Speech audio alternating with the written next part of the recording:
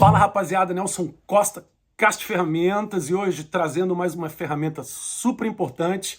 Feliz Páscoa, primeiramente, né? E apesar do título estar linkado com essa ideia de Páscoa, ressurreição, coisa e tal, a ferramenta não tem muito a ver com isso, mas apesar da necessidade do momento de se falar sobre e da utilização dessa ferramenta, eu tentei linkar os dois aqui, então é mais voltado à ideia de organização do raciocínio. Veja só, diante das incompatibilidades das crenças, ou até mesmo dentro de uma crença só, e na variedade do pensamento pós-moderna, onde as pessoas tentam manter uma tradição e arrumam alguma forma de construir uma ponte entre as farsas, as falhas e os conceitos pessoais, né? As pessoas tentam encaixar elas no texto. É necessário hoje em dia também, na religião, a gente ter uma ferramenta que é a capacidade de organizar a coisa e perceber do que está sendo dito, sendo falado,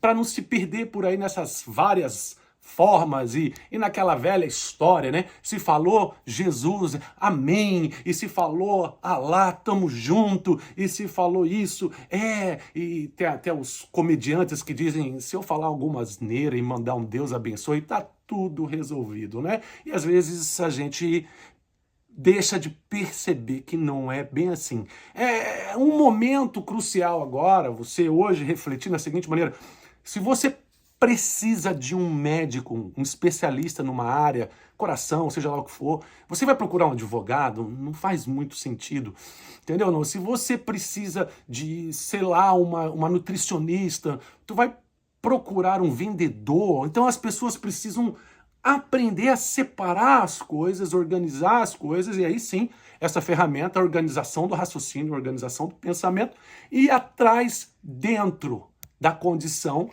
que ela se encontra. Vejamos o seguinte, como eu disse, há uma incompatibilidade. Existe uma tentativa de se dançar, se mexer, encaixar um texto ou aquilo no meio da individualidade do cara. E nisso, toda a história, todo um processo vai se perdendo nas individualidades, no jeito que a pessoa quer. Logo, diante disso, a organização do pensamento, ela vem para te auxiliar e dizer o seguinte, tem pessoas que numa específica tradição, num específico texto, num específico conteúdo, acredita que os deuses falaram. A pessoa tem o direito de fazer isso, ela até deve fazer isso, se é isso que ela interessa para ela. E ela tem que perceber que ela está fazendo isso. Então eu acho que isso, nesse sentido, não há problema nenhum. Se você acreditou que uma mula falou, ou que alguém morto ressuscitou, ou que isso, aquilo, você tem que seguir em frente e entender que você está dentro de uma específica tradição que você aceitou como verdade para a vida e você tem que seguir em frente. Isso eu concordo. Tem as pessoas também que analisam essas circunstâncias e elas percebem a complexidade desses conteúdos, desses textos, disso tudo que envolve. Elas fazem perguntas que muitas vezes as pessoas até imaginam que elas estão contra o bem, querem fazer o mal para as pessoas, e às vezes não, elas estão simplesmente tentando abordar de uma maneira diferente. Por exemplo, é fácil um específico religioso criticar talvez uma religião do passado. Onde está Apolo? Aonde está Poseidon? E as pessoas estão bem hoje em dia com os deuses, e tem pessoas que vão talvez um deus a mais e não acreditar no jeito que está sendo anunciado. E isso também está certo, as pessoas que escolhem esse caminho, então ok. Aonde que nasce o problema da desorganização do pensamento, Nelson? É onde que, devido a vários fatores sociais, a vários momentos históricos, que eu não vou entrar em detalhes aqui, ficou disponível a liberdade do pensamento do cara poder achar que ele tem o direito, passando por cima das autoridades, dos pesquisadores, de pessoas que gastaram a vida aí, anos de trabalho, de experiência para formular e encontrar vestígios e dados verídicos de muita coisa. O cara atropela tudo aquilo e aí você vai ver um marqueteiro lá falando de religião. E aí você vai ver um doutor falando de leis. Eu não concordo com esse tipo de pensamento. E você vai ver as pessoas indo num texto específico e dizendo, ah, isso aqui é cultural, isso aqui não é assim. Ah, mas isso aqui é mágico, isso aqui é transformador, tem uma magia, uma energia. E isso você complica a forma de analisar, raciocinar e organizar os pensamentos. Isso quer dizer que, diante dessa situação, a gente corre o risco de, num futuro breve, perceber o quanto de asneira acreditamos, né? Eu não sei você, mas é perceptível quando alguém assiste um filme, eu estou falando no meu caso, você vê que um filme de 20 anos atrás, que foi fantástico, que os raciocínios, que a forma de fazer foi incrível, são tão obsoletos hoje em dia, né? Não tem um conteúdo igual aos filmes de hoje. Isso é o progresso humano. Então, no meio dessa bagunça, a desorganização toma conta. Então, aí qualquer um pode falar do jeito que imaginar, desde que você acrescente no final o nome da divindade que você acredita, tá valendo. A gente sabe que não é bem assim. Dito isso, gente, eu acho que é necessário a pessoa em si fazer uma averiguação e entender: você pertence a uma tradição? Quem são as autoridades dessa tradição? Quem são essas pessoas que vão dar para você essa direção? E você precisa aceitar se é assim que você determinou para você. Se você tem uma forma de pensamento, você precisa cada vez mais aumentar o seu conhecimento sobre o jeito que você está pensando e tentar gerar conteúdos que formulem uma direção melhor para a sua vida.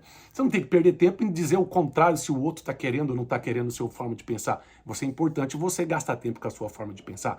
Então os mais tradicionais estão aí, você deve segui-los. O que você não deve fazer, talvez, e isso eu sinto até pelos líderes religiosos, é sair do meio do rebanho e ficar procurando nas muitas informações aquilo que é bom para você, para que você mantenha então a tradição e ao mesmo tempo os seus conceitos, entendem isso?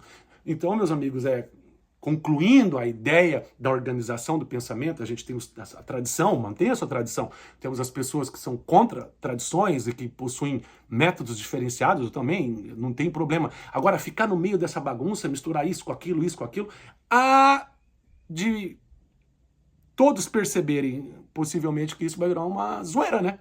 E não temos mais organização do pensamento. O vídeo eu quero deixar claro para você que ele não está direcionando a crença individual sua, a sua religião particular. Ele está mais voltado para que você ressuscite e você crie em você a capacidade de organizar o que você está dizendo, buscando informações além daquilo que está sendo anunciado superficialmente. Então, não me lembro quem disse, e concluo o vídeo aqui agora, mas há de se concordar com esse indivíduo que nós, seres humanos, somos os únicos animais que não sabe comer, não sabe andar, não sabe fazer nada se não for ensinado. A única coisa que a gente sabe fazer é chorar. Diante desse choro, a gente procura, então, narrativas, a gente procura algo para que o choro, ele se acalme, o medo, ele desapareça. Mas a gente precisa entender qual que é essa história. Como seres hermenêuticos que precisamos de histórias para poder viver uma vida bem vivida, qual é essa história? Ela está organizada? Da onde eu estou tirando? Superficialmente eu estou buscando, eu estou acreditando de uma maneira assim, só para que meu choro seja estancado? Enfim, então acho que está aí. Organização do raciocínio, organização do pensamento, principalmente quando o assunto é religião, também é válido. A metodologia científica está lá para a ciência e tem metodologia também para as crenças. Tá bom? Gente, feliz Páscoa, estamos junto. É nóis. Caixa de Ferramentas.